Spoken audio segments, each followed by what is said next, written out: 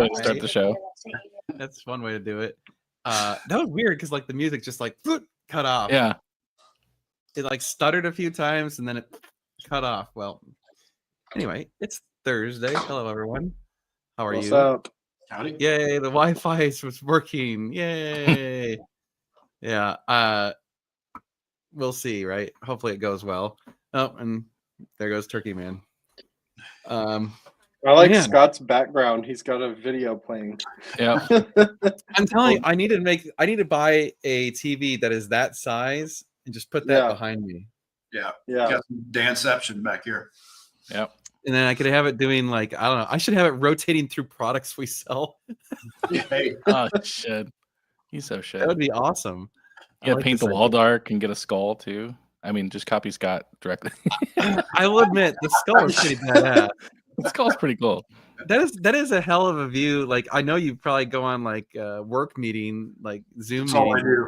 It's just meetings all day long. So And so like they're just like click. Oh, that's cool, man. I feel like, when I'm in a professional setting and someone's like just sitting in front of a white wall or a curtain or something, I'm like, we're paying you a lot of money. You can just spruce the joint up a little bit. Have something there, I hate when you have a Zoom call and someone does like the blur thing where it blurs all the background. Because they don't want to be embarrassed by where they're sitting. Yeah. I'm like, all right, like either your house sucks or like your decor sucks or you're somewhere you shouldn't be. Right. There's that or in the bedroom, like with their bed unmade and stuff. Is like, really? You can't go anywhere else? Yeah, in your right. bedroom? It's true. Well, anyway, let's see here. Oh, we already got some questions. Oh, Jocko, thank you. Hi all. Dan, What's up, love Jocko? the 599 video. It's funny is I've been getting a ton of really positive feedback on the 599 video. The views aren't like, astronomical or anything. It's just kind of middle of the road, but the comments have been very positive.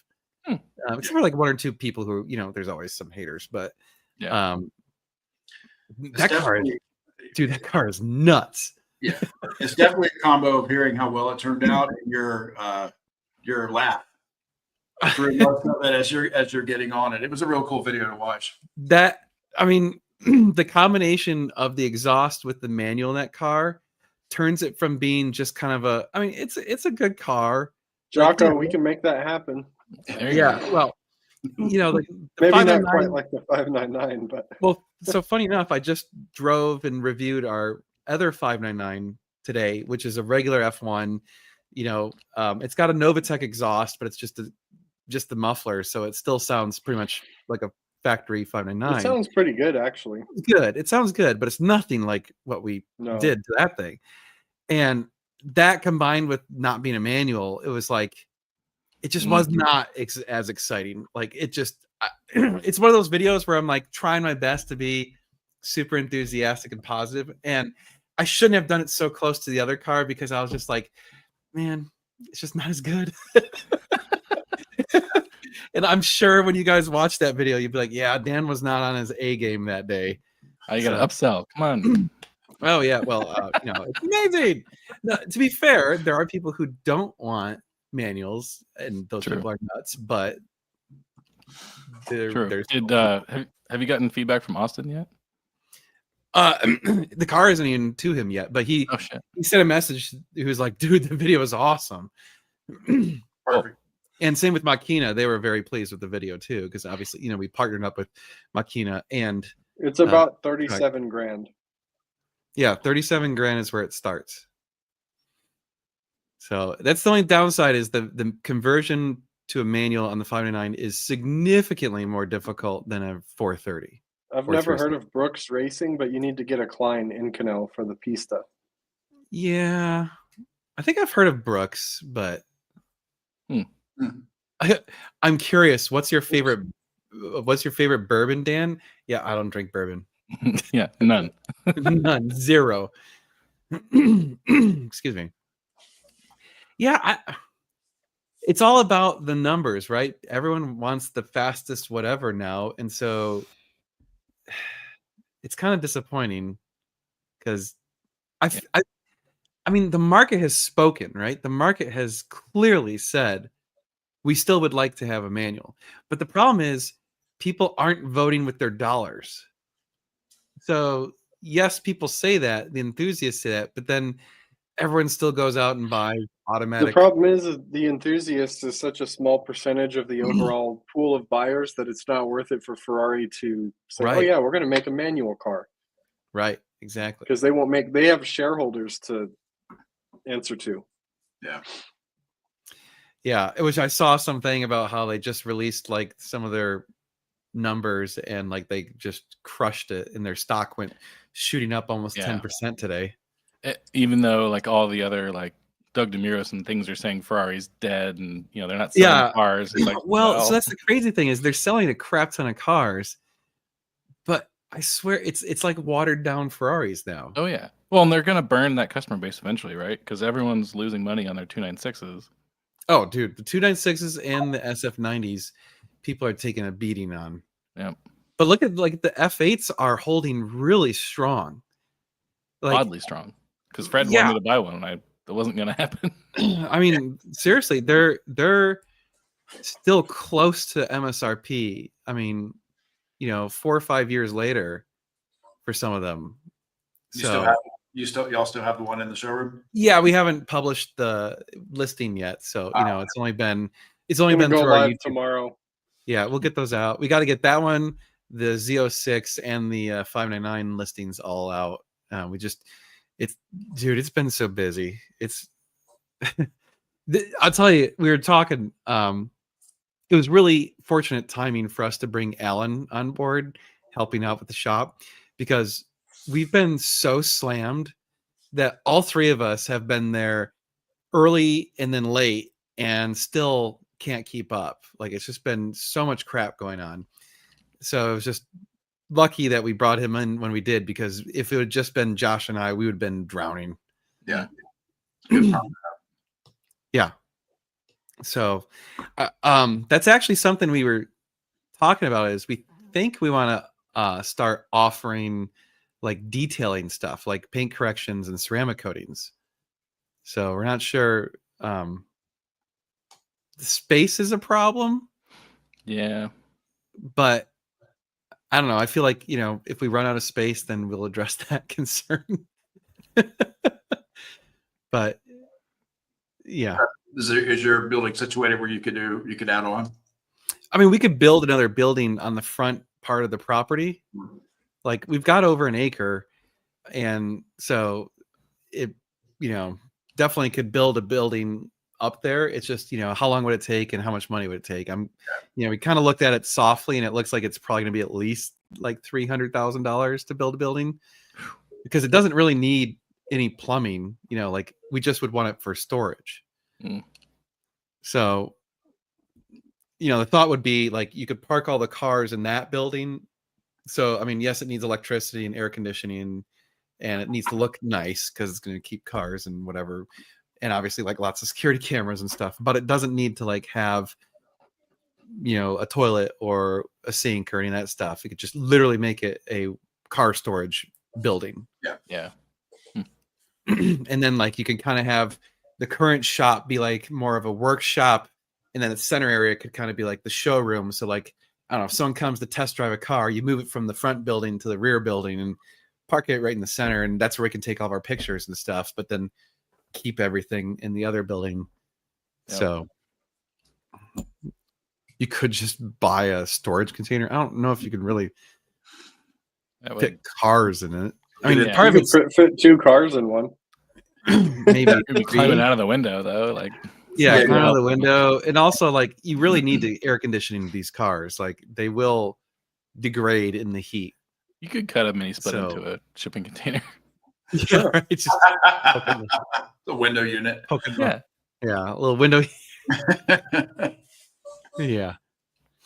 So anyway, so it's been busy. Trying to think of everything that's gone. We had that crazy day where I went and picked up that 430 in the Houston area, and I get back, and I talk about this in the video, but like I get back, I'm unloading the car, and then a transport truck shows up, and they had not called us.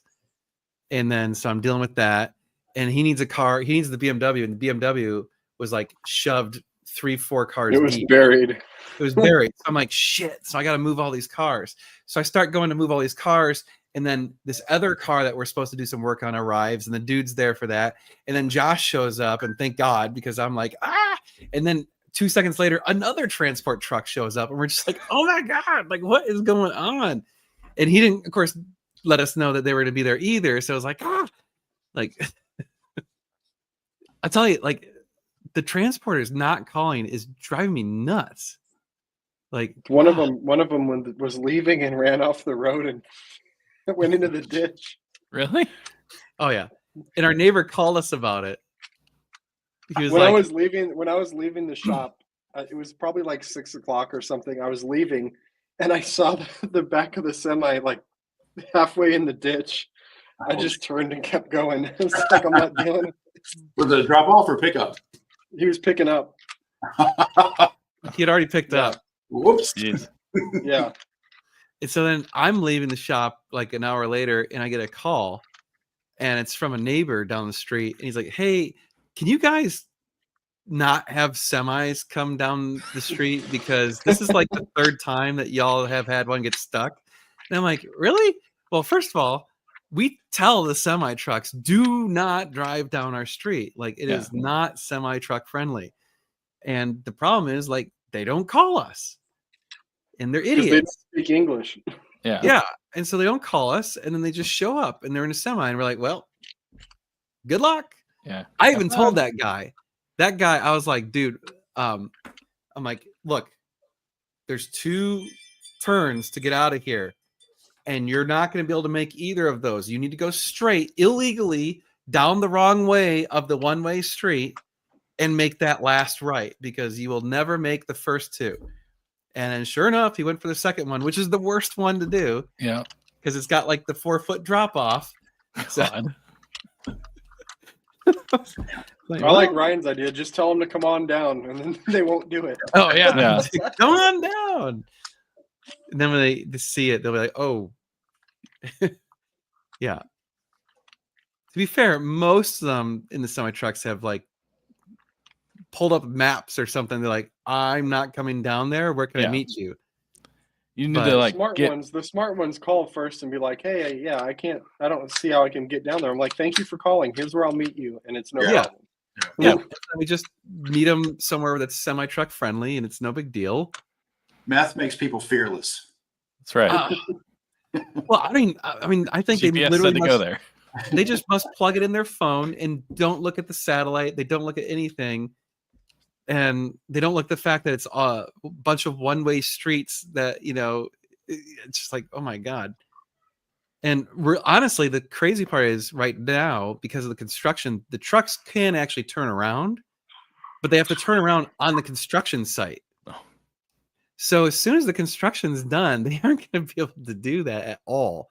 And then there is no way in hell they're going to be able to turn around. You also just start giving out like a local, like the grocery store parking lot or something as the address. Don't even let them know where you are. Well, but the hot shotters can pull in no problem. Yeah. So I don't know. Someone actually had a good idea when I was talking about this the other day or in a comment or whatever. They said you need to put up a sign that says like no semi trucks at the start of the street. I'm like, that's not Go get one made and just attach it to the stop just sign or smack something. it on something illegally. I mean, oh, Alan must still be at the shop. Yep, he is. Oh, dang. But how the hell do non-English speaking drivers get a CDL and not be able to read a map? Well, they can read the map and see the numbers and letters and stuff, but they don't know how to communicate. So I don't know. It's a mixed bag. I mean, maybe their GPS speaks Spanish. No, it's always Russian. It's almost always Russian. Like, I don't know what it is, but something about that particular industry, it's ruled by if Russian somebody can explain that. I guess it's a job you don't have to speak the language. I should All say you have to do Eastern is European, because all you got to do is get a CDL, and you can. well, here's Do it. the funniest thing about it is, I swear it's like they have a uniform unofficially. Yep. They all wear Crocs, all of them. They all wear Crocs. They all wear Adidas tracksuit pants. I mean, I'm not even kidding. And they like, dude, it's like it's so funny because every single time they crawl out of the truck and then here they are with the Adidas tracksuit pants and some Crocs, and I'm like, I knew it. You know, now that you're They bringing it up, usually look like they haven't slept in a week. Oh yeah, that's Yeah. why I'm saying they're got those special go-go pills in their back. Yeah. well, dude, As you're the hot, saying that, the guy who, when I moved from Austin, the guy who delivered my cars to me was Russian. Yeah. Or heavy European accent. Now that you're bringing it up. it's yeah, I'd say Eastern European because I don't know, it could be, you know, Ukrainian or whatever, but it's definitely that regional dialect. Yeah. Um, Interesting. but it's strange because like they all have very similar clothing that they choose to wear. But the other thing is, like, some of those hot shotters, they will get cars to us really fast. Yeah. And we're like, there's no way that you are adhering to the DOT laws. Yeah, Yeah. there's no way. Let me see your I don't know logbook how- there, buddy. Yeah, I don't know what they're doing on their logbooks or whatever, but man, like, because we've had cars shipped from California make it to us in like literally The like next day. like 36 hours, and it's at our place, and we're like, that's a 24-hour drive, and it's here in 36 hours. I don't think the DOT lets you do that. Yeah. Cannonballing it. Yeah. Well, I mean, they're probably like, I only make money when I'm picking up and dropping off, so I'm gonna. Yeah. Yeah. And there's also another commonality. There's like a 1 in 3 chance that they have some very, very, very, very tiny girlfriend riding in the truck with them. And it's all like Usually the girls with tattoos and piercings and everything. yeah, too. yeah. And they're always like 4'8" and weigh like maybe 80 pounds soaking wet. And you're like, what is this like little tiny person with you? I mean, like, They how always is look like they're definitely doing some kind of drugs too. Mhm. Like they're just kind of like standing there and looking around. Oh, they don't say anything. Weird. Yeah. Well, the That's funny thing is, the last one that had his girlfriend, she was like doing shit while she was like doing stuff to the truck and preparing stuff or whatever. And I'm like, all right, like, you know, I guess he's putting her to work. What a life. But What's the dude that dropped off the 48 had a like BMW X8 or some big SUV, and the whole thing was filled with luggage. like someone was moving and they stuffed their car full. And so he had to sit there and unpack the entire car so he could crawl through the hatch to get into the driver's Oh my seat. god. So he's like setting suitcases and all these boxes and shit all over the road. I'm like, dude, you can't block the road. This is the only road on my street. well, there's always some weird crap that goes on. So like the car we just, what was it? Oh, when we got the Range Rover, it was in the middle of a 3-car trailer, and the car behind it was completely dead. So the dude, I don't even think it had an engine or something. yeah. So he had to like roll it off while it was attached to a winch, rolls it off, gets our car off, and then it has to like winch it back on. And then like the dude, the guy who did the Mustang GT350R did not understand that car has a front splitter that sticks out like that far from the front of the car. And so he's like trying to get it up the ramps, and it's just like, and I'm like, well, I mean, I've already signed off on it, so I don't give a shit. Like, it's not my problem at this point. But I'm like, yeah, you need some boards. And he's got wood boards sitting right there. And he's like, oh, I need your help. And I'm like, see those wood boards right there? Put those under the wheels. Oh, yeah. Jeez. God. Ah! Anyway. You gotta start your own shipping company now. Yep. Well, you know, there's We talked about it. It doesn't make sense. It's financially, it really is not a good equation. Yeah. Yeah, because you have to have a truck and a trailer, the licensing, the insurance, and now you got to pay a driver. and all the maintenance on the truck and the trailer and all that stuff. So by the time it's all done, I mean, I think maybe you have to be running all the time just to make it like $1.50 a mile or something like that. You end up with. Oh, I don't even think that. No, it's less than that. I think the profit. I think like if we ran it and hired someone to do it, I think our profit would be less than like maybe $50 per haul. I think it's probably like 40 or 50 cents a mile. Jeez, not worth it. Well, and then you probably have to have all the DOT stuff and you do logbooks and So that's the thing. As soon as you charge for it, so we as a dealer can buy cars and transport them ourselves without any DOT crap. I looked into this because I was like, are we like, now I got this big trailer and I'm picking up cars wherever. And is that legal? And it's like, yeah, it is. So you can haul your own property across state lines, right? It's once you are being paid by someone to do it, now you have to have DOT licensing and all this crap. And it's funny you say like that there was only an inch on either side. An inch is pretty good. When we loaded the Murcielago, it had like a quarter of an inch. I mean, I'm not even kidding you. It's like if you sneeze wrong, the car's gonna bump it. I mean, it just is crazy. That thing. Ugh. But that's part of why I like our new trailer. The new trailer, the fenders only stick up 4.5 inches. Yeah, that's nice. So theoretically, if you had a car that was actually wider than the fender inner length, you could put boards on the fenders and drive over them. This is an interesting question. Yeah, I mean, I think so. It costs double. If you're using like Reliant, horseless carriage. What's the other big one? If I was just buying a car and it was across country and I was having it shipped, I would pay the extra $1,000 and have a high-end company do it. Well, there's two problems. There's two problems though. It's way more expensive and it's way slower. Yeah. Right. That's the problem, right? Like the high-end car truck or shippers are like, oh, we'll get your car from Austin to Florida in a week. And we're like, dude, we can't, like, no one's gonna wait a week. It needs to be there in 2 days. Right. So I'm just talking like if I was a consumer buying a car and I was going to have it shipped and I wasn't in a hurry, I would pay the extra money and do it that way just for the peace of mind. I mean, we talked about like, if we did it, could we charge a big premium? Would people be willing to do it to the point where it makes it worthwhile? Like so like, for example, when we ship a car from Austin to LA, it's usually between $1,600 and $1,800. And it's like, would people be willing to pay like $1,000 more, like $2,800 to do it? And the problem is, I don't think they would. Right. Because it's capitalism. They want the cheapest crap. Like they don't care.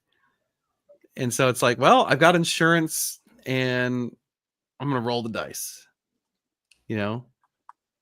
So here's the funny thing though, even though we bitch about like the drop-offs and the communication, all this stuff, the number of times they've actually damaged a car that we've shipped, I think so far is like, I don't even know if it's one. Have they ever damaged anything? We've been lucky. Yeah. So, but here's the crazy part. We've had other people hire their own service without going through us. And we've had like 4 or 5 cars get damaged doing that.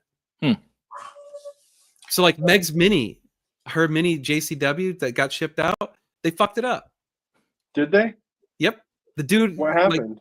He like gets, he sends me a picture of it. He's like, hey, just checking, but it wasn't like this when it was loaded, was it? And I'm like, no. So he sent me a picture. Oh yeah, here it is. That was on an open one, wasn't it? Yep. Yeah. And they damaged it. Look at that. Oh my God. It fucked up. They clearly had the strap going through the wheel and it hit the body of the car. I was like, no, that was in perfect condition. They totally. Did he set the shipping up on that? Yep. Thank God. I know. I was like, oh, like, oh, another problem. That sucks. Yeah, Wow. but I was like, God damn it! Like that car was perfect.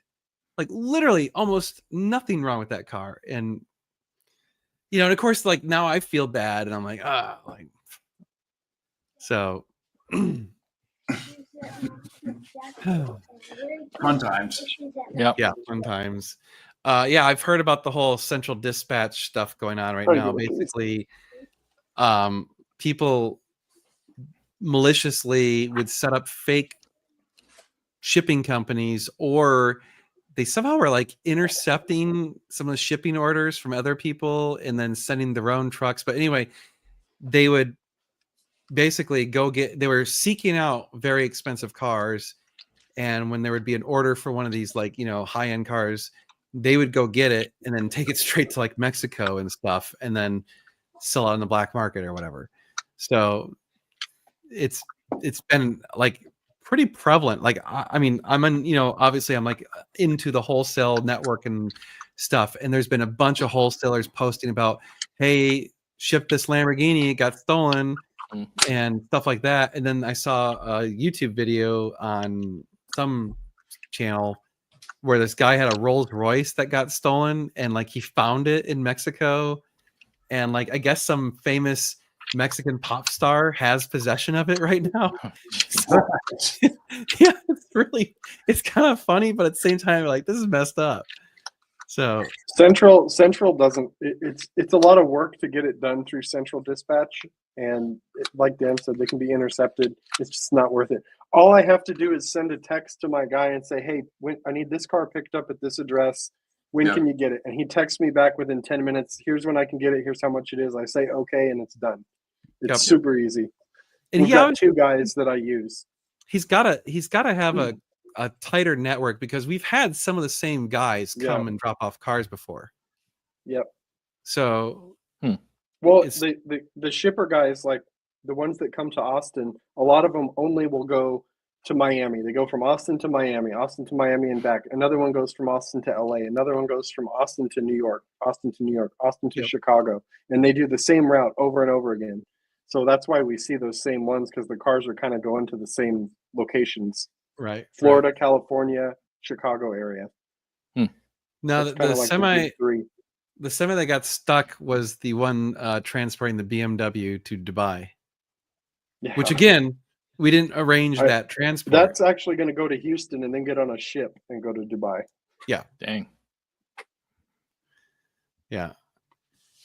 What about big firms like Reliable? Can you work Reliable's too expensive. I mean, especially for us, we can't afford. Like if we were shipping, we can't double. Like we can't spend $3,000 shipping a car. Yeah, you have to build it in the price. Right. I mean, it would increase the price of everything we do by such a large amount that we would no longer be competitive or not make any money. Have y'all tried negotiating on UShip? So UShip is kind of like the Wild West, man. That's I've tried UShip back in the day. It's just no thanks. It's just I've tried it all, and what we have now, the setup we have now, is great. Yeah, I don't know that two guys that get back to me immediately with a price. One of them is more higher end. Like if I have somebody that says I want to make sure my car gets here and I will pay whatever to make sure it's good, I have a guy for that, and I have another guy that's reliable but cheap. Yeah. So once you get just depending. We always use the cheap guy for bringing our cars from auctions or whatever, but typically if it's a car is purchased from us and going somewhere, we'll hire the better company to do that. Yeah. It just kind of depends, like, because I mean, two things. One, we need the car fast and we need it reasonably cheap. Because if if we used one of the big companies and it took them a week or two to get the car, that's a week or two that we're paying interest on the car. Plus, we're paying more to get the car shipped. So, it's like it doesn't make sense. But at the same time, even though the guys that we use aren't maybe as good as like the big companies, they, like I said, they have not, knock on wood, fucked up any of the cars yet. So they're really terrible about communication, whatever, but at least the cars make it safe. And that's our biggest thing, is like, if the car's okay, I'll deal with it. Like I'll deal with it showing it. Like last night, which we didn't arrange this one. A guy sent a car to go get a conversion to us. They called me 2 days ago. It was supposed to have been here on Wednesday. And they called me Wednesday and like, oh, it's not going to make it. Or sorry, on Tuesday. It was supposed to be here on Tuesday. They called me Tuesday saying, oh, something happened. It's not going to be there until Wednesday morning. Right. So Wednesday, entire day goes by, nothing, no phone call, nothing. So I leave, like we leave, whatever. And it just happened to be that Alan was working on a car until like super late. And he calls me at like 9:45 at night. He's like, hey, there's a shipper here. Oh my God. And I'm like, really? He's like, yeah. And he just like showed up and starts unloading this car before even talking to me. And I'm like, what an idiot. I'm like, okay, well, can you just sign for the car? Like, look it over, make sure it's fine, all that stuff. I'm like, so it showed up at like 9:45 at night. And thankfully it was fine. But it was the Yeah.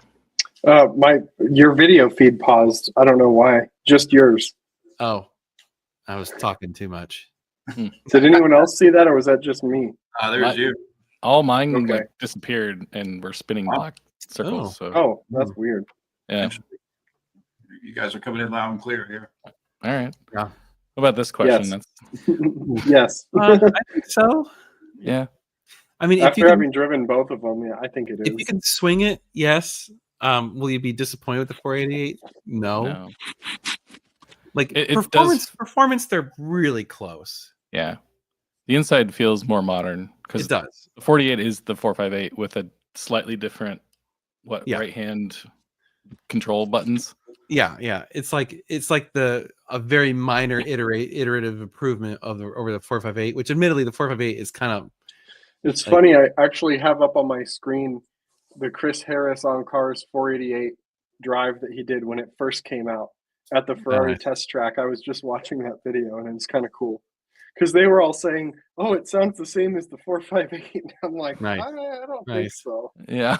Oh yeah. But I'm trying to remember who we used to ship it, but I mean that's the thing. Like I said, we have not had anyone call us and say, "Hey, the shipper screwed up a car," and we have not had any cars come in and have like. Because the thing is, shipping damage is usually pretty obvious. Like it's almost always like wheels, or like you saw with my wife's car, like the body. Like if they do a strap through the wheel and it touches the body, because you gotta remember the cars are still bouncing, right? always check the edge of the doors too, because they like to ding those up. Yep. So like anything is all like very low on the sides, and of course the nose of the car and the rear of the car. But I mean the problem is like the nose of the car and half these cars are scraped anyway, so it's like, I mean, what are you gonna do, right? Yep. Yeah. Don't know how much clutch they burn out though, backing them on and off. Oh, dude. The guy that loaded the 599 was a massive struggle. We I always offered to load it for him too, and he didn't want any help. I was like, fine. And he sat out there, stalled it probably 5 or 6 times. Couldn't just especially that car. Like of all the cars as a manual to load in a trailer, 599 is not going to be a fun one. Yeah, because it just revs so damn hard. Like it's, yeah. But every time we get a manual transmission, we're like, do you want us to load the car?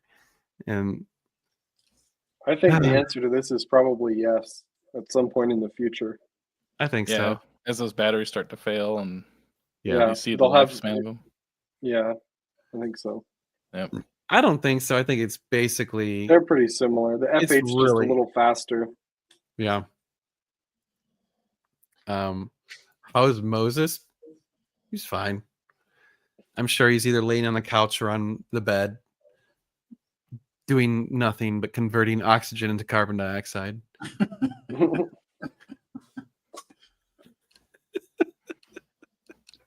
That's about it. He's turning water into pee. Yeah, he's generating waste. Yeah. Which he will soon want out to relieve of. Anyway.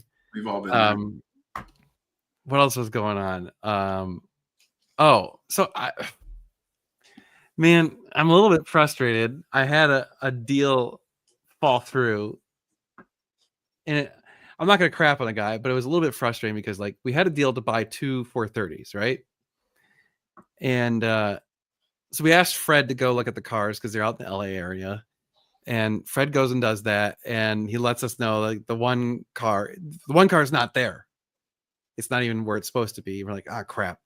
The second car is not quite as good as we thought it was. So we're like, okay, like this is not encouraging. So the guy calls me. He's like, hey, I can go to the house where the other car is. I'm like, okay. And that's when he lets me know like they're not his cars. And I'm like, well, whose cars are these? And he's like, oh, they're my friends. And I'm like, okay. So now I'm like, oh no, this is not good, because every single time we're dealing with someone who's not the actual owner, it's never gone through. Mm-hmm. Like we've had a Porsche 930 turbo deal that fell through. We had a couple other cars that we've tried to do. And anyway, so then he's showing me the other car. And after he shows it to me for, a little while, he's like, well, so owner thinks he might not want to sell this car. And I'm like, well, this is after we agreed on a price and everything. We already had a price. I already had a date. I was going to drive out there with the trailer and go pick him up. So I'm like, well, I'm supposed to leave Monday morning, which means I need to get the check from the bank on Friday. So I need to know today if this is going to happen. So like a half hour later, he's like, no, the owner just changed his mind. He wants to keep the car. And I'm like, okay, well. And then he's like, well, you can still buy the other one. We're like, no, we don't want the other one. We want you, dude. We're like, God damn it. Like, So it was just frustrating. It was just, whatever. It's not his fault. The guy changed his mind or whatever, but it's just like, damn it. Like, pain in the ass. It's just so hard to buy good cars right now. Like we are having the roughest time. I mean, just everything's been challenging to find good supercars right now. It's just difficult. So yeah, that 930 deal still pisses me off. Yeah, I remember you talking about that one. Oh, that was just like the dude got mad at. So Fred went to check out the car, and we asked to see the title, and then they were doing a title kiting. The guy had never registered the car. Oh yeah, and he'd owned it for like a decade, and so we're like, well, you have to, so it's got the wrong person's signature and whatever. And we're like, well, do you have contact with the last owner? And he's like, no. I'm like, okay, well, so like, this is a huge problem because now you're illegally possessing this car, trying to sell it, and we can't buy it unless you sort this out first. And he gets all mad at us. He's like, well, how dare you accuse me of this and that and blah, blah, blah. I'm like, well, dude, it's a fact. Like you just title kited. Like, I mean, like, yeah, I'm not accusing you. It's what you did. Yeah, like this is literally what you just did. And you're trying to sell us a car that has an invalid title. So, I mean, and so he got all mad and he started yelling at Fred, told him to leave and all this stuff. And we're like, sorry, Fred. Fred was like laughing. He's like, dude, what the hell just happened? That was crazy. Anyway, it was a very weird deal. And then like, we think also the guy was purposely trying to sabotage it because we had negotiated a good price and then he didn't like the price once we were serious about buying it. So whatever. Yeah, could be. It was funny. So I like, yeah. What can you do? Yep. Have you noticed that the lack of cars is seasonal? Does summer get opened up? I mean, there's definitely more transactions going on in the summer. It slows down a bit during the winter. But I mean, we're like California, Florida, and Texas don't give a shit. They sell all year round, which is honestly, that's probably 75% of the supercar market. So yeah, floated title, kited title, whatever. I actually sold I had one of those 4-seat Razors, the off-road Razor, Polaris Razor. And I sold that to a guy like 4 years ago, maybe. And I get a call from this random number and I pick it up and it's the guy I sold it to like 4 years ago. And he's like, "Hey man, I was wondering if you could get me a duplicate title." And I'm like, "What are you talking about? Who the hell are you?" And he told me who he was. And I'm like, "So you just left the title open for 4 years and now you lost it and you want me to send you another one?" And I hung up on him because I was just like, "Fuck you, dude." And then No. he sends me a text and he's like, I'm desperate to sell this thing and I can't sell it without the title and blah blah blah. I'm like, "No, dude, no." Then he sends me a letter in the mail with this $100 bill in the envelope and all the paperwork pre-filled out to get a duplicate title. And I was like, I felt kind of guilty at that point ignoring him. So I did it. And I held on to the title for like 6 more months before I sold it. I sent it to him. Nice. That's awesome. And I'm like, something could have happened in that time period and I would have been liable for it. Yeah. You know, Yeah. because it's still titled in. We lost Josh. Aw. Oh, there you are. Now you're back. You had a stutter there, Josh. Oh, Yeah, I mean, I hate to say it, but it's like, number one, as a dealer, we can't play games with that, right? Like, we just don't. But number two, like, if you're doing illegal stuff and then you like want someone else to save your bacon because you got screwed with this illegal situation, like, what do you expect people to be like? "Oh yeah, sure, fine, no problem." Like, no, like you gambled and lost. It's not on us. That's on you, bro. Like, that's your problem. Everybody's Hate it. trying to bend the system. Like, All because they don't want to pay their registration and taxes and whatever. It's like, well, too bad. Like, oh well. Anyway, what else was going on this week? Good Lord.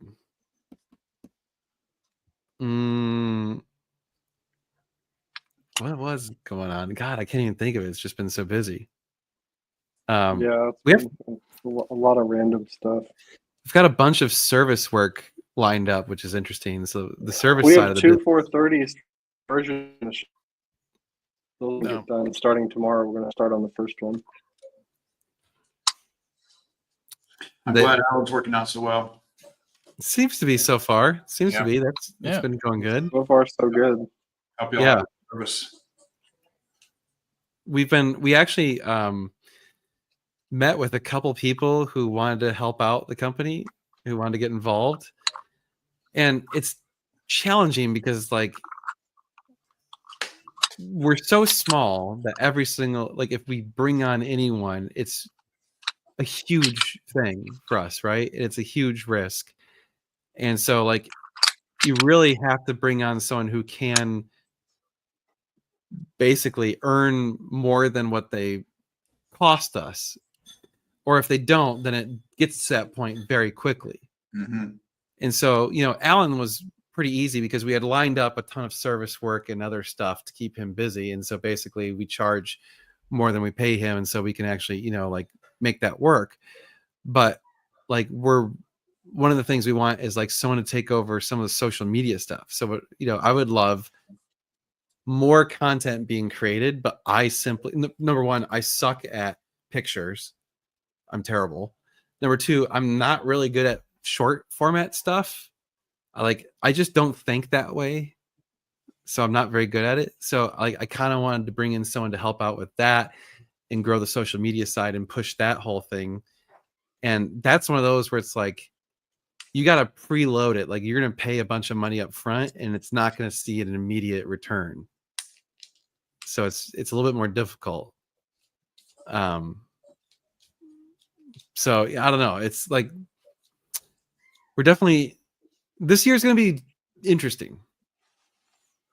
You know, this is going to be, I think, a knock on wood, if everything goes right, a good growth year for the company, but it's going to be stressful and challenging. And for you guys, you might see a couple people show up maybe in a video or two and then maybe disappear.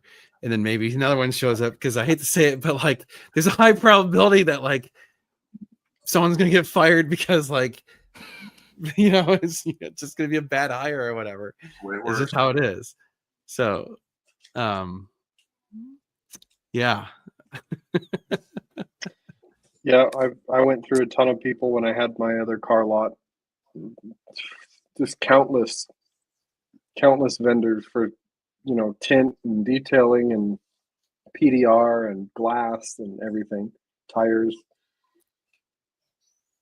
It's hard to find really good people. It just especially in this space. I feel like this space is just so full of, I don't know, like it's just challenging. People have asked, so we might as well address the elephant in the room. Oh, we should have totally had Scott not be on after the intro video. I'm like, our guest is here. And oh yeah. Dan and I talked about it. And we just decided that it probably wouldn't be best.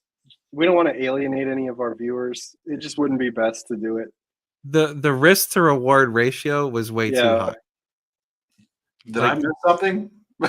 There's a girl who reached out to us who wanted to do a collab with her YouTube channel. And it was a very, very small YouTube channel. And so, anytime a YouTuber sends a collab request, I at least click on their YouTube channel and see what their content's like. So I click on it and I'm like, okay, her content's okay. And so I'm just doing my background research as I do for anyone. Sure.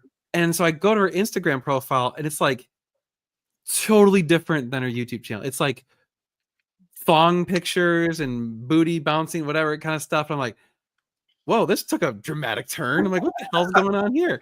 So then I'm like, well, what is this girl up to? So I scroll to her little links thing on Instagram, and it's like, oh, and it has her own OnlyFans profile. And I'm like, oh, okay. That's what's going on. And so what did you say that was? So you missed it. Last week we were talking about it, and then she showed up during the live stream. It was funny. Oh, cool. But yeah, so you'll have to go back and watch the live stream from last week. Yeah. It's probably about halfway through, I'm guessing, when that happened. Ish. But yeah, anyway, so I sent her an email and I was like, look, I sorry, but like it's way too much risk for us. Like we're picky about anytime anything gets on our channel, we're picky. Like we take sponsorships extremely, like we're very serious about it. Like if you guys notice, unlike almost every YouTuber out there, we don't sit there and shill a bunch of crap to you in our videos. We shill our crap. We don't shill other people's crap because we don't take on these sponsors. So we're very, very picky. Like, and the same is true about collabs. I think because we've gotten burned in the past from various situations. E.g. Sorry. Excuse you. I had a reflex. I need a lozenge for that. Anyway, but I'm very, very picky about that stuff, and I'm very cautious about it, and I don't want to risk my brand. Yep. I've worked too damn hard for it. Like it's been 8 years I've been working on this. I don't want someone to come in and mess it up. If anyone's gonna mess it up, it's gonna be me. Right. My kitchen skills. What's wrong with my kitchen skills? My kids did. I had to make them dinner tonight, and my son, he's like, "Hey, I saw this video on YouTube, and I really want to make this for dinner." And I'm like, "Okay, send me the video." It's Snoop Ramen. Snoop Ramen. It's this, like, I guess Snoop Dogg came up with this. I'm just going to post the link. I already got it ready. I'm going to post the link, and you guys can watch it if you want. This is what I made him for dinner. This was tonight? Yeah. It comes with special herbs in certain states. I'd say, I bet there were some ingredients. There's probably some ingredients. Nothing weird. After you do that, this might taste extra good, but yes, the Z06 is still for sale. I actually drove it home tonight Josh and I were joking the other day. We're like, man, like we've been so busy, we haven't had time to just enjoy. Like one of the perks of having a supercar dealership is every once in a while you just take out some of the cars and drive them home. And I'm like, man, he's like, when was the last time you drove your GT40 to shop? I'm like, God, it's been like months. And I'm like, all right. So sitting there today, and I had packed up everything, and I was walking out to the truck. I'm like, I'm gonna take a fun car. Screw this. So I walked back in the shop, pulled out the Z06. I'm like, screw it. I'm gonna take that for a drive back home. But dude, I really like that car. Yeah, that thing's wild. Dude, it's really quick. Yeah. That is a drag racing monster. I kind of want to take it to the strip. We should see what it can run. Mm. Oh yeah.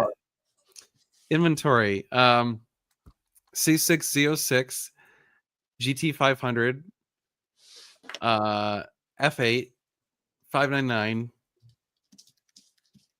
the Land Rover, the Porsche Cayenne. We have the Cayenne. What year, Cayenne? The 2013 GTS. Do we have anything else?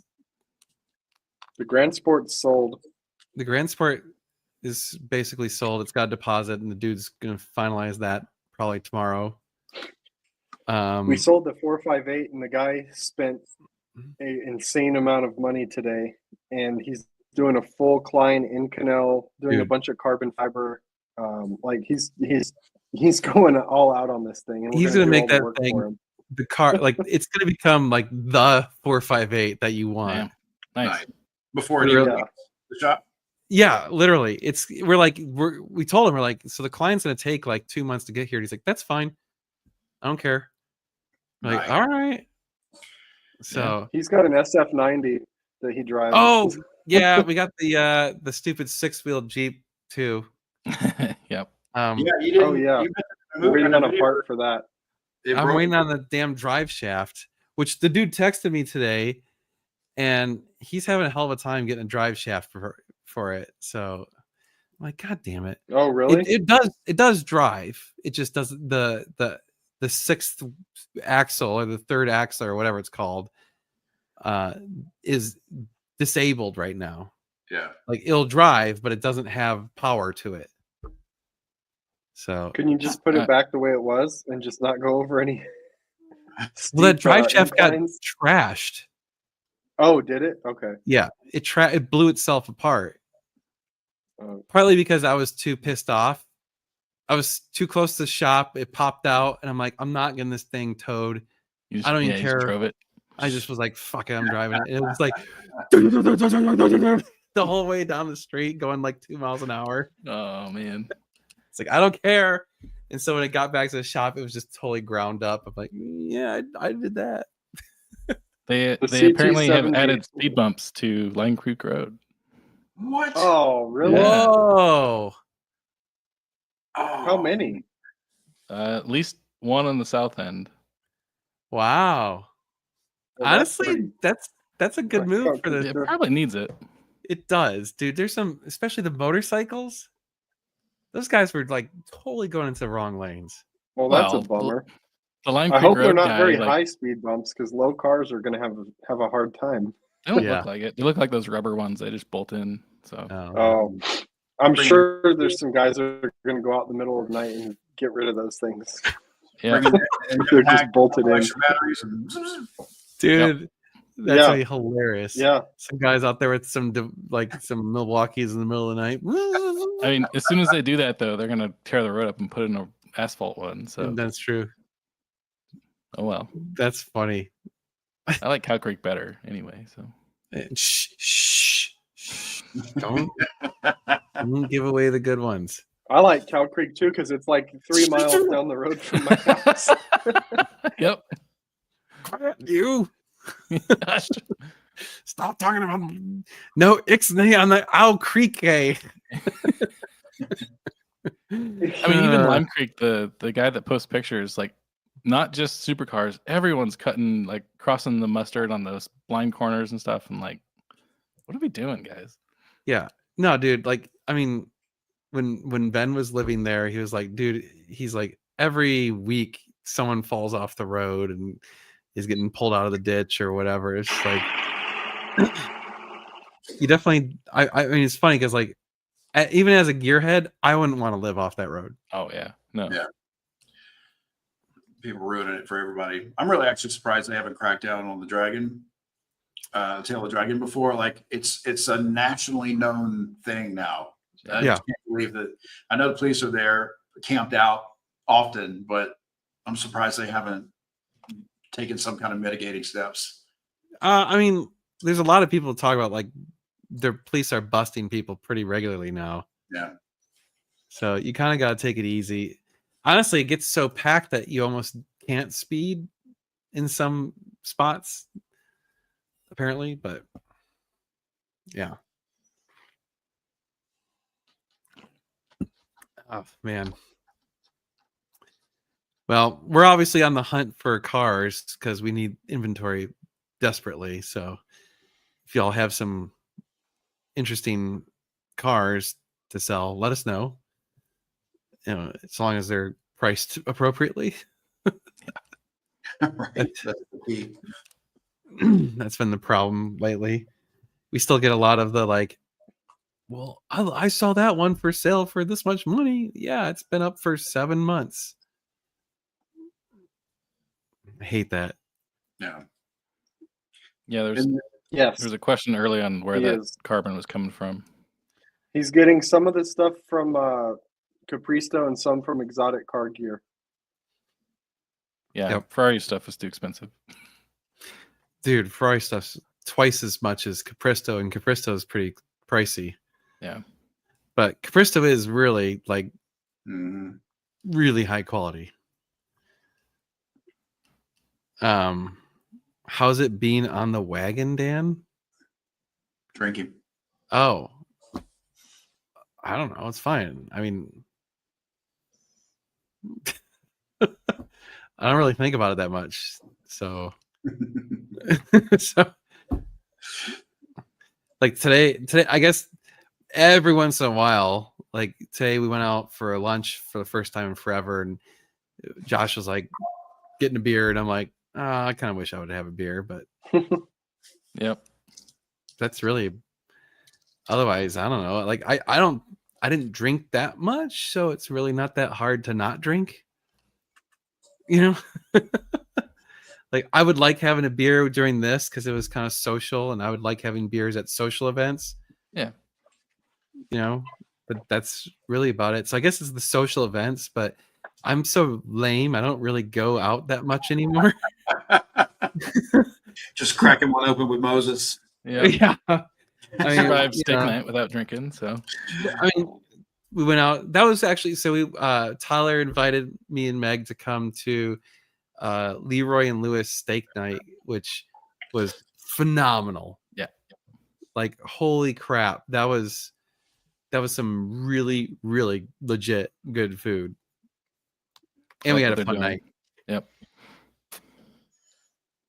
Yep. No, haven't reviewed Meg's new vehicle at this point. I said, "Hey, Meg, do you want to review your new car?" And she said, "Sure." Of course, like finding time Sure. for that. Finding time for that is like impossible. Yeah.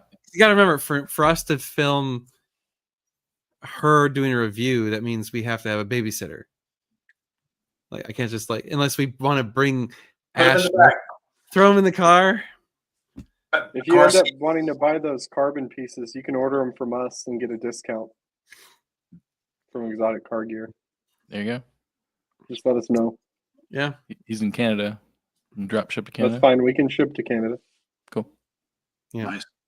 Yeah. As long as it doesn't get a tariff on it, and I will. Yeah. Oh, good point. Ugh. Oh man. Yeah. Actually, yeah. If you're gonna do it quick. Yeah. There's some uncertainty about our economy right now. You got 30 days. Well, 29 days now. We need Tyler's 48 review. Yeah. If you want to review your car, Tyler, you're welcome to. You should film a review on your own. Yeah. Nothing to do with us. You'd be like, I bought me the best car ever. Yep. I'm so Screw good. You guys. This one's mine. Yeah.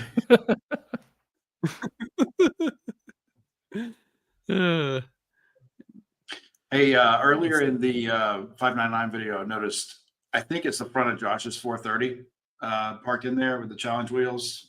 It was sitting very low. Yeah. Is it? I mean, it almost looked like it was aired out. Like, I've got it lower.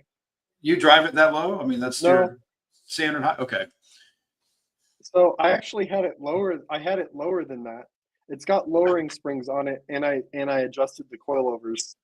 It was a little bit too low, so I raised it up just as far enough as I could go where I wasn't scraping everywhere, and I could still get around. So it's like at the perfect height right now. It is pretty low though. It's very low. Looks awesome. I do have to be careful. From the angle I was looking at, it looked like it looks sinister as hell, but I got the spacers on there, so the wheels are pretty flush, and it's no wheel gap. I don't like wheel gap. Yeah, sometimes I feel like I'm in a monster truck with mine. What are RDB wheels? I think that's the brand. I've never heard of it. I mean, I don't really care what brand wheels you throw in whatever car you want. You can. Yeah. Do you like them? If you like them, I mean, keep your stock wheels. Don't sell Ferraris with aftermarket wheels. Yes. That's the easiest way to make it way harder to sell your car. Yeah. Keep the factory wheels. Oh, hey, it's Ferrari Matt Life. Anyone experience with Scuderia parts? Yes. We've bought some stuff from them before. So, I don't know. They're legit. That's too bad. Having odd experiences. Yeah, what's define odd experience? I mean, yeah. I mean, I bought that replacement camera on Eurospares, and they had the used part in stock but no picture. So I requested a picture. Since it's UK, overnight they uploaded a picture, and then I ordered it, and it was there the next day for $30 shipping. Like, okay. Damn. Yeah. That's pretty crazy. I mean, it's got a long way to go. That's a 7-hour flight and 8-hour flight. They were on it, man. Through all the mail stuff. Yeah, we use Eurospares a decent amount. We use AW Italian a lot lately. That's who we've been using the most. Their prices are the best. They're better than pretty much any of the other brands. Yeah, we've been really happy with them. They have a lot of stuff. They contact us when there's a problem. Yeah, they've been pretty good. We use Ricambi here and there. We use I've used Scuderia parts. We've used basically everything. Like, it just depends. Like, sometimes one company will have something in stock and the other one won't. Sometimes one will have a price that's better than the other. I mean, I don't know. We always just kind of look around and they've shipped the same part multiple times now, but originally when I ordered it, they offered me a discount and then never saw a place to order. I have bad luck with all things Ferrari. Oof. Yeah, it sucks. Huh. What do you mean they shipped the same part multiple times now? Like, it's been broken, or not getting it, maybe? Or like it disappears in shipping? Or you received 3 of them? So, funny story. I ordered this thing on Amazon and it had a magnet in it. Oh, yeah. And so, like, the package arrives and I open up the box and there's like 6 of them because they had all stuck to each other from the magnet. And they clearly had a robot just grab the first one and it pulled out all the others. So I was like, all right, I guess I have like 6 of the same part. Yep. Like, all right, whatever. Nailed it. Like, victory. It was too bad it wasn't like something that was worth a bunch of money. It was only like a $10 thing or whatever. Yeah, you should have just returned one of them and said you didn't need it and got your money back. Oh, I didn't even think about that. Damn. Oh, here's a question for all of you who have ordered from Amazon. How do you return something when that thing never arrived? So I know. I got an Amazon package that was supposed to be some tools. The package arrived and it was one of those stupid bubble bags that they send. Yeah. And the bubble bag had burst open on the side and the tool had slipped out of the bag. So they literally delivered an empty bag to me. That Amazon Air. Yeah. And so I'm like, okay, return. And it was like, ship it back to us. I'm like, how? You have to go through and like figure out where the chat thing is and talk to someone and be like, I can't send it back. You didn't give me anything. God dang it. Yeah. Like Right. Ryan said, you have to chat with a rep. All right. Well, because they don't make it easy. Yep. You know, they've made it so it's super impossible to actually talk to a human. Oh, yeah. Great. All right. Well.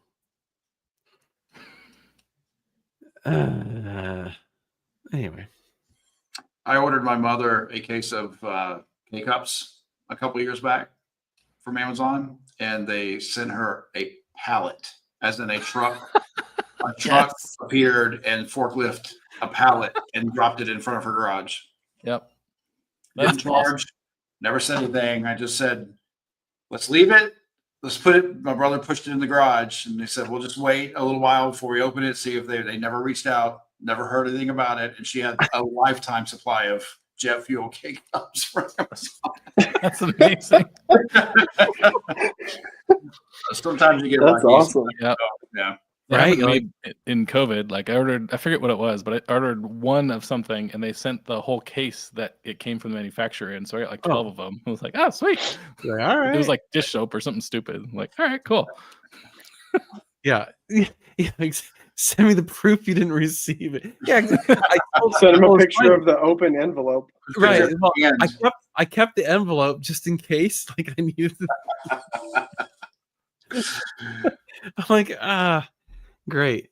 I don't know. Anyway, well, you know, we got screwed with the a TV from Amazon when we first opened the stub. The first TV we bought, we installed it and we had it for like a couple months and it died. And so I told Amazon I wanted to do a refund or replacement, right? And they're like, okay, well, like because it's a special ship item or whatever, we had to like go through some third party to have them come pick it up. And so we arranged that, and the third party just never shows up. And so I contact them, and I'm like, hey, I need this returned. Oh, like do it again. Yeah, fill out the thing again. And I did that. I'm not even kidding. I did it like 6 times. And every single time the company never showed up, never picked it up. In the meantime, like I had gotten so pissed off, I just ordered another TV because I'm like, screw it. Like we still need something. And to this day, they never picked it up. So I still have this busted ass TV that we paid for that never got returned. And I had well, that was the problem. There was already past, like, you know, by that point, like this went on for months and months. Because the TV worked fine for like a month or 2. Yeah. Or 3. I can't Yeah, I even remember that because the backlight started going out. Yeah. Yep. So it sometimes works. I don't know. I talked about like we should give it away as like a here. Who wants a broken TV though? Yeah. Who wants a TV that sometimes works? just buy another one and put the old one in the box and send that one back. There you go. That's the thing. Well, they won't pick it up though. They won't pick it up because right, it's too big. Right. Yeah. Normally, you could definitely do something like that, but I mean, the warehouse is near my house. Just come throw it at the door and be like, take your shit back. like reminds me of those old discount tire commercials, you know, just like, right. Tire right through the front window. Like you're dating yourself with that, Dan. yeah, I know. That was a while ago. It's actually a thought I've had before is my kid will never see commercials like we did. Oh yeah. Mm-mm. Like there's none of that, like the jingles and stuff that like it, like the ear, what do they call it? Earworms or whatever. Yep. Like I can still, there's like 20 different toys but I can still hear the songs for those toys. Yep. Empire Lumber. Everyone knows that one. Yeah. Oh, 888-2500. Yep. yeah, all that stuff, man. It's just like whatever. Like, I need 12 douchebag shirts from NGS. I mean, you can order We'll give them. you a discount. Yeah, I'll give you a discount. We don't really make big margins on the merch anyway. I mean, 10% Unlike- off is technically buy 10 get one free, right? Oh, that's Yeah, true. there you go. Buy, so if you need 12, buy 11, and you'll definitely get one free. Yep.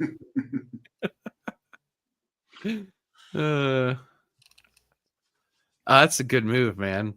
Oh I yeah. bet your neighbor hates you though. Right? Brian's walking over with a box. Yeah. For me. Raffle the TV off to a viewer. That's just mean. Here, take this e-waste.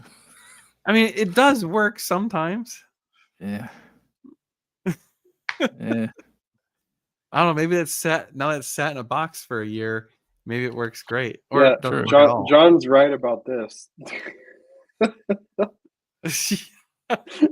Oh Lord.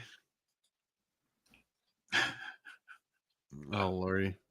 Updating the Orange Mercy. I mean, nothing's happened yet. Still, we're waiting on Capristo to set the exhaust. We need to follow up with them. It's been like a couple months now. True. They were wanting pictures of the mounts, and we never got that. So we need to do that.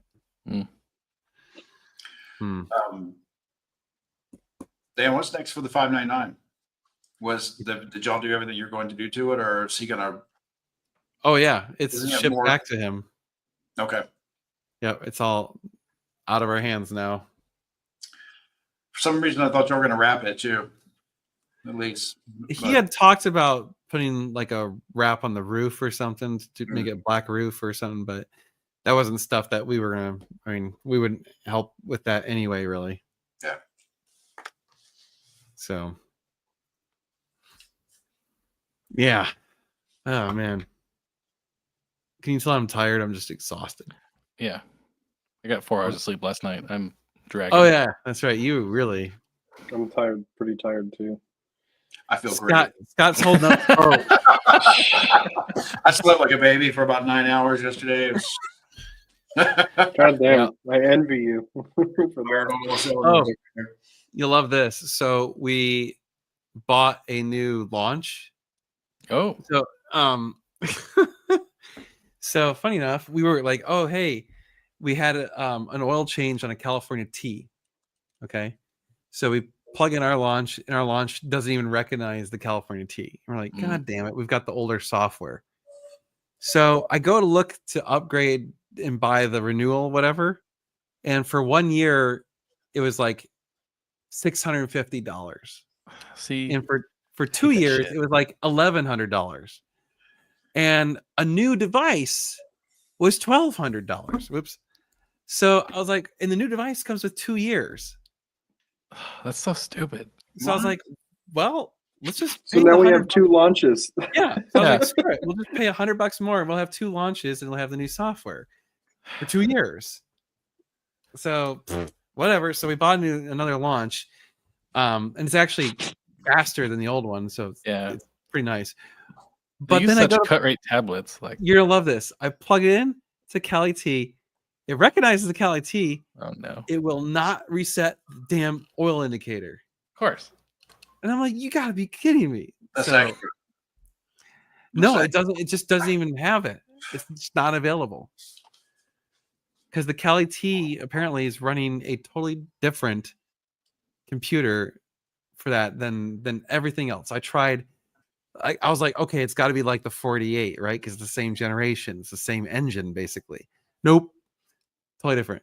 And I was like, okay, maybe try the regular California. Nope.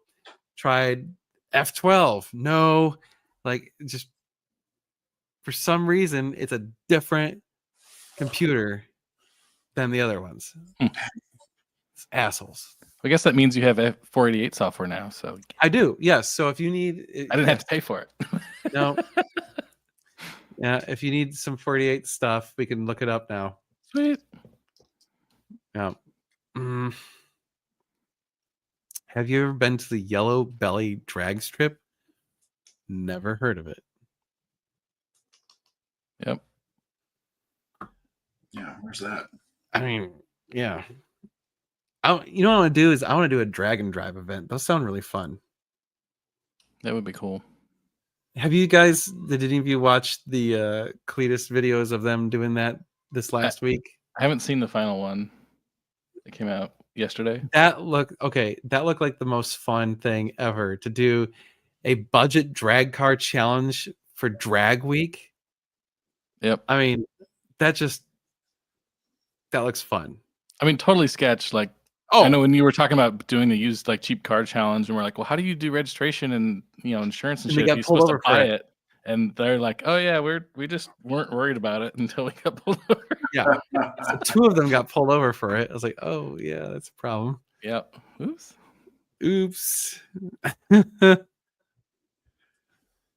I have a 430 and someone wants to trade me for a 599. Good or bad decision? I mean, depends which one you like better. Also depends on miles, options, condition. Yeah. A lot of things. All things being equal, probably value could be. I mean, the value could be very similar. Yeah. What'd you say, Josh? $599 more? Is that what you said? I mean, all things equal, the 599 is probably worth more if it was the same year and mileage. Yeah. 599 is probably worth another 20 grand or something. Well, it can't be the same year. The 430s were made prior to the 599. No. Mm-hmm. You can get a 07 430 or a 07 599. Oh, yeah, 07. That's right. Never mind. Yeah. For some reason, I was thinking 05 was the last year of the 430, but it was 09. My bad. Oops. My bad. Don't use the calibrate brake for the 458. Messed up my actuator ECU. Oh. Yeah. Jeez. Okay. Don't do that. That's good to know. E-brake calibration. Is that airport in Liberty Hill still for sale? Oh yeah, I remember that. Because have that and like use it, like close the airstrip and use it for drag runs like once a month or something. God, that'd be fun. I'm telling you, we need to do where we partner up with like 10 of our good buddies and we kick in some money and we buy a drag strip or a racetrack or both. And build houses there. Yep. Or whatever. The compound. Yeah, the compound. Yeah, compound. I'm in.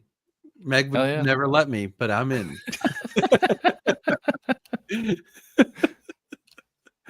I don't know why they're laying down a race strip, honey. This wasn't part of the plan. We generally don't really look for McLarens a whole lot. They're just too high risk. Too much of a pain in the ass. Like, and a strip club. Drag strip, racetrack, gun range, bar. Oh, yep. Barbecue restaurant. Yeah. I mean, in one building, under one roof. That'd be an epic barn dominium right there. I mean, think about it. Yeah, you go drag racing, you go road racing, you go shoot some shit, and then you go have a beer. Yep. That sounds like a hell of a day to me. Yeah, Palm Beach International, they wanted like some crazy amount of money.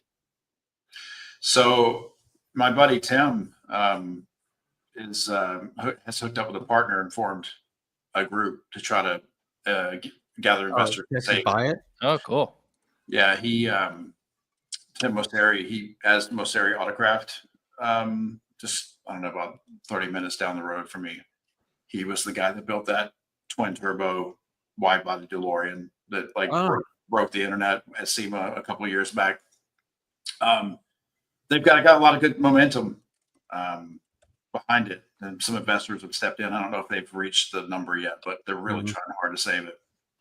I hope so. Yeah. Bad seeing big cool, well-known tracks disappear. They're just getting picked off. I mean, that's the problem is even if you're going to build one or do a track, it needs to be literally in the middle of nowhere. Well, tracks don't really make a ton of money. That's the problem. You can't do it to buy it as a money maker. No, they don't make a lot of money, but they, the people, they'll build them, and and decades later, urban sprawl will catch up to that area, and developers are just too powerful, and they'll grind them into the dirt. Yep. It's only a matter of time until God damn, what's the famous track in California? Laguna Seca? Laguna Seca. My brain was dying. Yeah, it's only a matter of time till Laguna Seca gets pushed out. So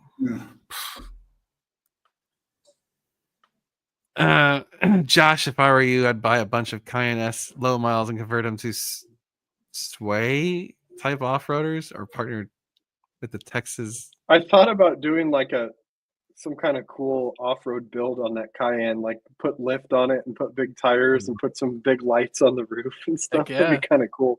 Yeah. I don't think it would make any money though. That's the problem. As I say, the problem is you throw in all that money and you're just throwing the money away. Yeah. Oh yeah. Yeah. It's not unprecedented though. There's a few off-road Cayennes that pop up. They're badass. They're badass. Awesome. Yeah. I thought about doing mine years ago, but ended up selling it first. But it's a cool look. Yeah. They look kind of cool like that. Yeah. Jocko, we could use his money.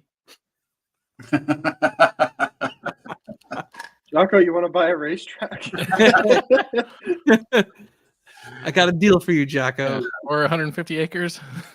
Yeah. We'll figure out the rest. It seems like every live, like, Jocko, buy this. Yeah. Yeah, right. We're always send us some money. Let's do this. Dude, I am an expert at spending other people's money. Yeah. I'm really good at it. I'm very good at spending money. Yeah, we need Jocko to get a whatever the new challenge car is. I forget the name of it. Challenge car? Yeah, what the 296 challenge. Duh. He just needs a challenge car, that's all. Oh, he could actually drive the piss out of it. So that would be true. Yeah. Oh yeah, we should have probably bought a F40 when we were doing the F40K. We joked about that. Yeah. Although actually we kind of already missed the boat by the time we were talking about that. Because they were like around $1 million and now they're all $2 million. It was like that jump was like in a 1 year period. Yeah. And then they're just kind of hovering right around like 2 to 3 million. So, I mean, at some point they're going to do another bump, I'm sure, and go up to like 4 or 5, but yeah, the ship has sailed. Yeah. It is interesting that 2, possibly 3 different F40 rebuilds have popped up on YouTube. Rosa and Stansworks is doing one. It's funny how that's worked out. The funny thing is now, like, that it's become such like this like thing for someone to finally do it that I'm so not interested in it. Yeah. Like I have not watched any. I watched the first one of Stance whatever, and then I saw it wasn't going to be like an actual Ferrari engine or something, right? No, he's putting in a V12 out of a yeah. A 599. As soon as I saw that, I was like, yeah, it's a Ferrari drive chain. He's building the chassis for it with real F40 body panels. That's how he's doing it. Yeah. So I'm like, I don't really care. Like as far as like, like I don't know, whatever. It just doesn't interest me. Yeah. So are the new Z06s dropping like a rock? They already kind of did, but they're still kind of holding reasonable. You can get them under MSRP, but they're not taking a total dive like the regular C8s. Like you can get regular C8s now for cheap. Yeah. I mean, the Z06s, we just saw one with like $145,000 or $150,000 sticker. They only wanted $120,000 for it. and it had like 800 miles on it. Yeah, so you can get them under MSRP, but they're not like they're not like 80 grand yet. No. So if they dip under 100, I would probably take a closer look at them. I hate to say it, I really like the Z06s. I actually think the 355s are on a decline. They went up too fast. They got overheated. Yeah. And they kind of are coming back to reality. Yeah. Oh God, Bugattis. I just don't. What does that mean? Offer to revamp Veyrons? What does that mean? Like a mini restoration or upgrade. Modernize it so it's not such a complete turd. I mean, that car is like the most. What are they going to do? Replace the engine? I mean, I honestly, the Bugatti stuff, like, I have no interest in it whatsoever. Yeah, I've never been a fan, and I've been in situations where I've walked right past a Veyron to look at something else, a challenge car or something, not even bat an eye at it because it's not attractive to me, and I think they're ugly. I really do. All of them. There's not a single modern Bugatti that I look at. I'm like, oh, that's a beautiful. I think for the most part, they're just some kind of like status symbol for people. Yeah. It's like, look how many millions I have I can spend on a car. I'm so cool. Yeah. I like aspects of the EB110, like the rear quarter panel and the windows, but the whole car itself is. Well, that was before they went mainstream, though. True. That was before they got to the gaudy Volkswagen. Yeah, but the front bumper is so ugly. Like, dude, the front of that car, and rear of the Veyron is ugly. Yeah, and then like they're just big, bulky cars. Yep. Like, I don't know. It doesn't have like beautiful flowing lines to me. Mm-mm. Well, there's something about the amount of money they threw into the technology of it that turns it off for me. Like conversely, you look at the Hennessy, the F5, when it was just a stretched Lotus. Yeah. With a massive engine. Those are actually kind of cool. I like. Yeah. That's interesting. That's something they were clever and they made something work. They didn't just throw hundreds of millions of dollars at something. There's just didn't work out for me with the Veyron. Well, and the F5 looks cool. Yeah. Yeah. Like, it's a good looking car. There's something about the whole, Bugatti is supposed to be a French brand. There's nothing French about that car. No. There's nothing French about that car. And it has a French flag on the front of it. It's like, come on. Yeah. Yeah. And they also just look the same. Like, there's no variety to them. The Super Sport, can you really tell when they drive? I only know the Veyron and then the Chiron. I mean, if one passed you, could you immediately pick up on which one it is? Probably no. Well, I can tell you if it's a Veyron or some derivative of the Veyron, or the Chiron or some derivative of the Chiron, but that's it. That's the only two I know. Yeah. Everything else is like. Are they actually assembled in France? Does Germany just send them all the parts and they put it together in France so they can say it's made in France? That doesn't count. Right, Volkswagen's like, here you go, the Germans parts. Here are leftover parts. Yeah, ran by a Croatian, right? Isn't ran by from Croatia or something like that? Probably.